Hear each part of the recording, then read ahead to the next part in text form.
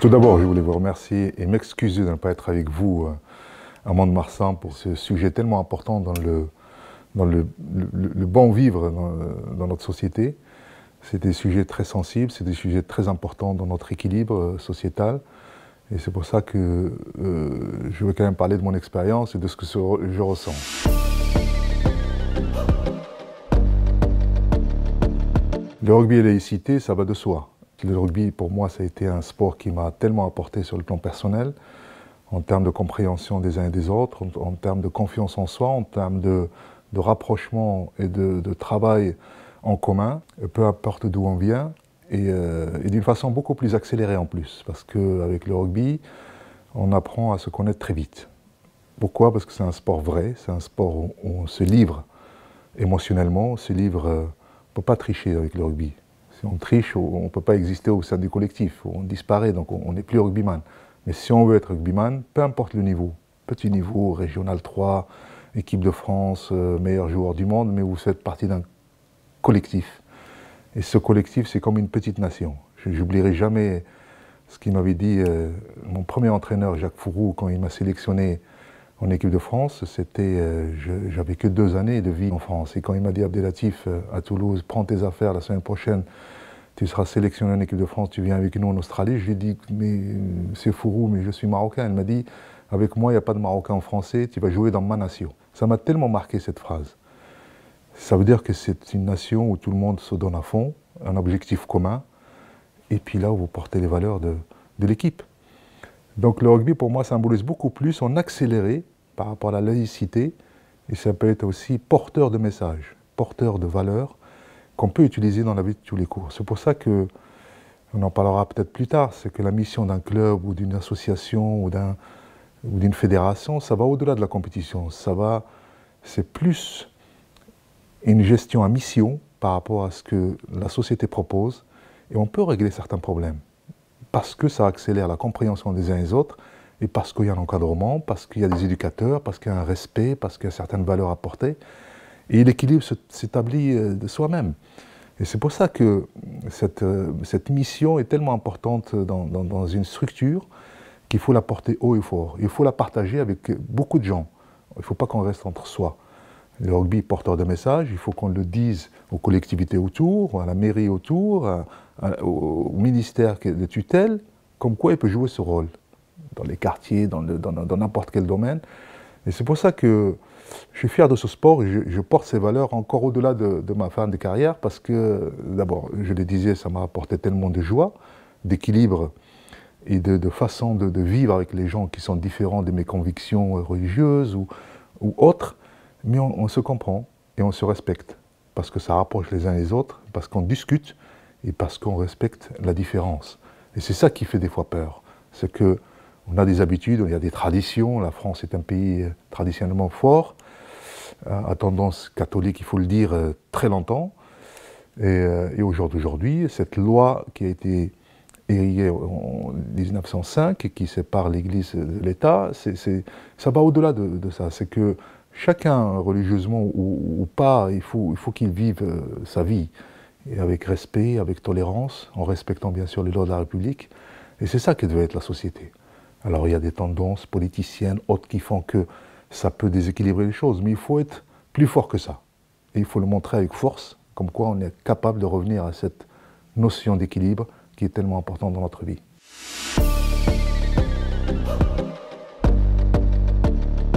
Au-delà de l'international, d'abord, on le revendique, comme je l'ai dit, que le rugby est porteur de mission.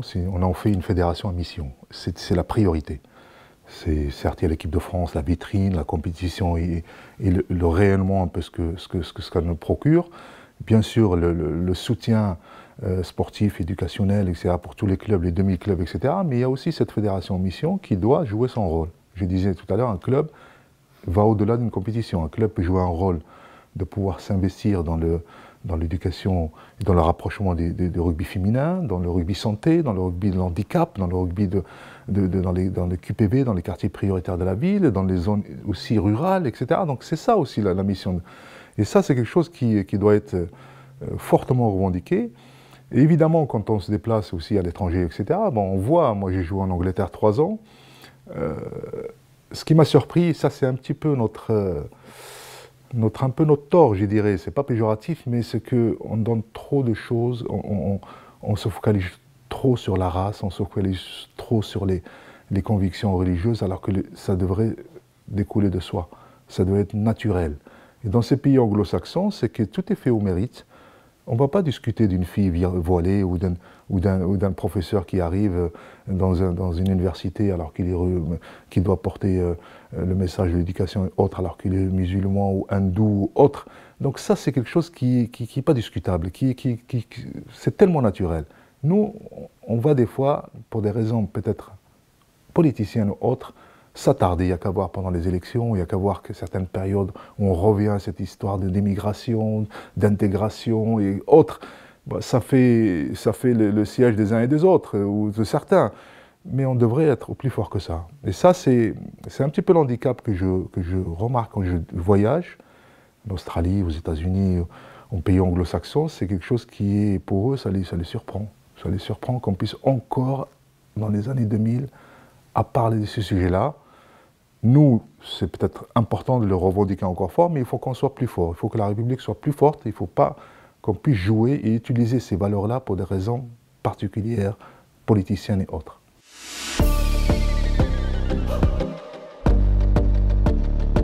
Tout le monde le sait, je suis religion musulmane, pratiquant, convaincu, mais je vis ça dans l'intimité. C'est un rapport personnel entre moi et le divin. Je ne vais pas pouvoir m'exhiber ou à faire des choses ou à revendiquer quoi que ce soit.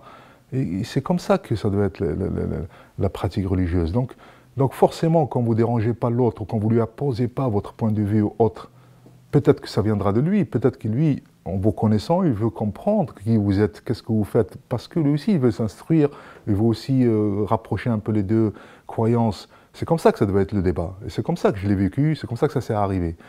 J'ai eu beaucoup de chance aussi, c'est que quand on part en tournée et tout ça, la fédération, alors peut-être un peu parce que je ronflais, j'ai eu la chance d'avoir une chambre individuelle qui me permet de faire de mes rituels, mais donc je le faisais d'une façon intime, un peu confidentielle, sans pouvoir prendre un tapis de prière, le faire au vestiaire, etc. et tout ça. Ça m'est arrivé de le faire aussi dans le vestiaire quand il n'y avait plus personne, en finissant ma douche, etc. Ça m'est arrivé, mais je faisais attention qu'il n'y ait personne autour, que je ne puisse pas être dérangé, lui imposer ma façon d'être. Mais en tout cas, c'est comme ça que ça doit se vivre. Et cette façon d'être, cette attitude, modestement, fait qu'à un moment donné, vous êtes respecté et on vient vers vous. On a envie de comprendre qui vous êtes, comment vous réagissez, parce qu'on voit votre façon d'être, votre relation avec les autres, votre attitude sur le terrain et en dehors. Je ne dis pas que ça vient tout de la religion, c'est aussi une éducation, c'est aussi une façon d'être, etc. Donc, je préfère qu'on vienne me poser la question, qu'on se rapproche de moi, que je puisse imposer quoi que ce soit. Donc ça a toujours été d'une façon très naturelle, c'est pour ça que je l'ai dit dans beaucoup d'écoles, dans beaucoup de conférences, y compris les rituels, par exemple le ramadan. Il n'y a pas plus tolérant que l'islam, il n'y a pas plus tolérant que la religion.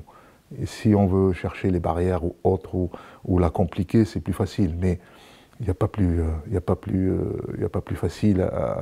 Si vous ne faites pas le ramadan, vous avez 11 mois pour pouvoir le faire en sortant de votre compétition, etc., sans pouvoir imposer à votre entraîneur, ah moi j'ai mes rituels, j'ai mes, etc. Donc ça, je le dis aux musulmans, je le dis aux jeunes, arrêtez, si vous êtes victime peut-être de pression de quartier ou de parents, etc., on est capable de discuter avec eux, mais vivez votre religion pleinement, en bonne conscience, entre vous-même et votre créateur, et ayez cette faculté de pouvoir rentrer dans cette réflexion en ne faisant pas abstraction de votre entourage. C'est très important l'entourage et le pays où on vit.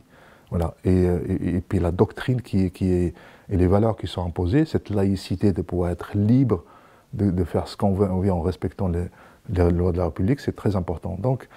Donc moi je l'ai vécu, pour revenir à votre question et répondre à votre question, d'une façon très naturelle. Je côtoie beaucoup de gens, j'ai aussi appris beaucoup de choses sur d'autres religions, d'autres façons de comporter. En fait, on est tous les mêmes. On est tous guidés par une même croyance, etc. Alors après, des tendances, etc. Mais moi, en tout cas, toutes mes relations sont saines, sont amicales, sont fraternelles. Et c'est ça le plus important. Et c'est pour ça que Je suis heureux de vivre dans ce pays qui permet de pouvoir partager ces valeurs-là. Il faut que la République soit plus forte que les tendances un petit peu extrêmes, etc. Il faut le revendiquer fort, il faut le dire que c'est un pays qui prend la laïcité, c'est un mode de vie républicain très important. Il n'y a pas plus fort que les autres, même si les traditions catholiques sont importantes, mais il faut que ce soit égal, sur le pont d'égalité avec les autres religions, et c'est comme ça que ça devrait être la vie.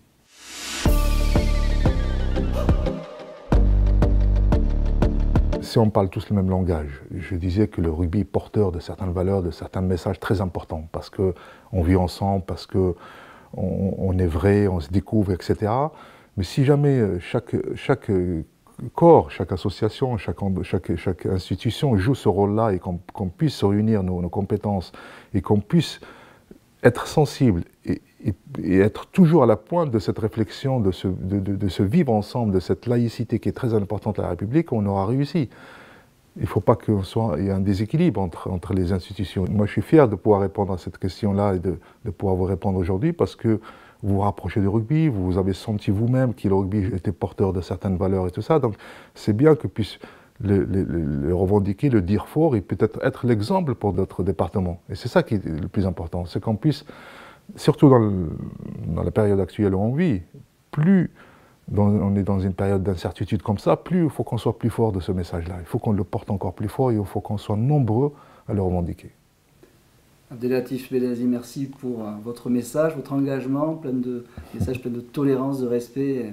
Merci de nous avoir accordé. Avec grand plaisir. Merci beaucoup. Plaisir.